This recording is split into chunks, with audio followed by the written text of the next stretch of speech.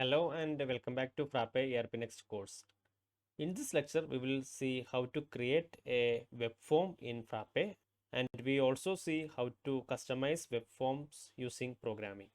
Let's start learning. Let's open our web application, and to create a web form, let's go to web form list, and here we can see inbuilt Frappe and ERP Next web forms. Let's open lab test, and this form is used for adding a lab test in ERP Next. To see this web form, just click on see on website, and here we can see our lab test web form list. To create a new lab test, just click on new. This will show the form, and we can fill this form as per our requirement, and finally we can save this form. Let's see how to create a new web form for our server-side scripting doc type. Let's go back to our web form list view and add a new web form. Add a title programming web form.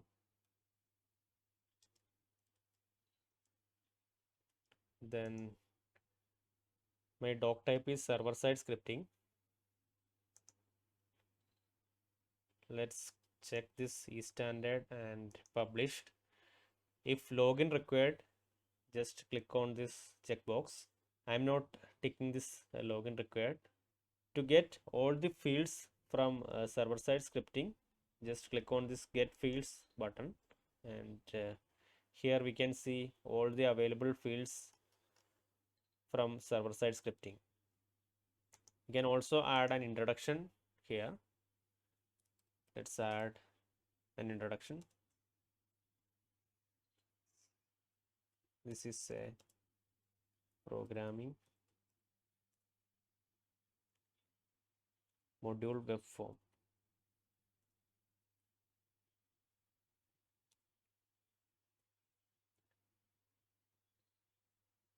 You can also add a client script here. I'm not adding any client script. We can add custom CSS here. Then in actions, we can add a button label. Right now I am not changing any button label here. Then the default one is save. We can customize the sidebar. I'm not customizing the sidebar. And also we can add payment integration in web forms. Right now I am not configured any payment gateway in my local, so let's uncheck this. I'm not touching that area. I just adding that fields and create a button save. Everything looks good. Let's save this web form, and to see this programming web form, click on this see on website. Here we can see all the fields available in server-side scripting. Let's select a client-side doc, add a first name, Anu, B, Thomas, and email testmail at gmail.com. Let's add a number here.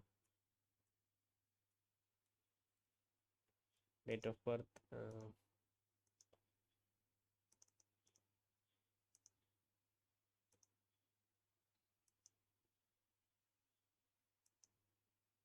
and age 30. Let's save this. Now we successfully saved our web form, and if you go to server-side scripting, we can see our saved document. So this is that document, and if I open this, we can see our data as a server-side scripting document. So this is how a web form is functioning. Let's go back to programming web form and reload it. If I add something different, and save this. It also saved in server-side scripting log type, and this is our data. Here we can see first name Binu. Now let's see how to customize this web form using client-side scripting. For that, let's open VS Code, and if you go to programming module, we can see one directory called web form. Inside that, we can see our programming web form directory with three files. First one is programming web form.js file and JSON file. Then finally, programming web form.py file. Here I am going to show you how to customize that web form using programming web form.js file. We can add our code inside this frappe.ready function. I have already written some code for customizing web form. Let's see one by one. First one is frappe.webform.afterload. So this function will trigger after loading that web form. Here I am going to print a message. Please fill all values carefully inside this afterload function. Save this, then go to web form, reload this page. After reloading that page, we can see the message, please fill all values carefully. We can also trigger different functions when we change the values of a field. So let's see how to trigger a function when the value of this enable checkbox is changed. So let's go back to webform.js file. I'm commenting these lines, and here I am uncommenting these lines. Comment these two. To trigger a function, we can use this method frappe.webform.on. Then we need to enter that field name, and here I am using enable field name. And if the value of this field is changed, it will print this message. The entire function is inside our frappe.webform.afterload function. So let's see how this is working. Save this, then go back to web form, reload the page, and let's check this enabled checkbox. And here we can see hi user message here. Uncheck this, and then also we can see that message. Next, I will show you how to fetch values from web form and how to set values to web form. For that, I am using this date of birth field, and when I select the date of birth field, this will fetch the value from date of birth field and calculate the age using some function, then set the age based on that date of birth. For that, let's go to JS file and comment these lines. I am using the same method frappe.webform on to trigger DOB field, and we can fetch values using this method field and value. From this value object, we can fetch that values inside DOB field. If the value is present, I am using some functions to calculate that age.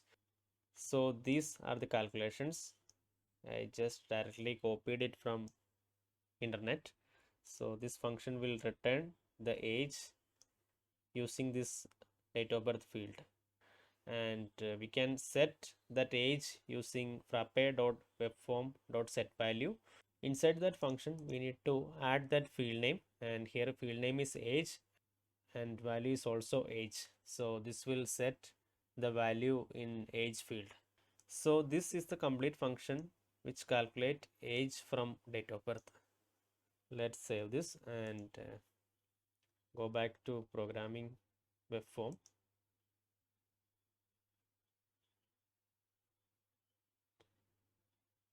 I'm going to add one date of birth in this field.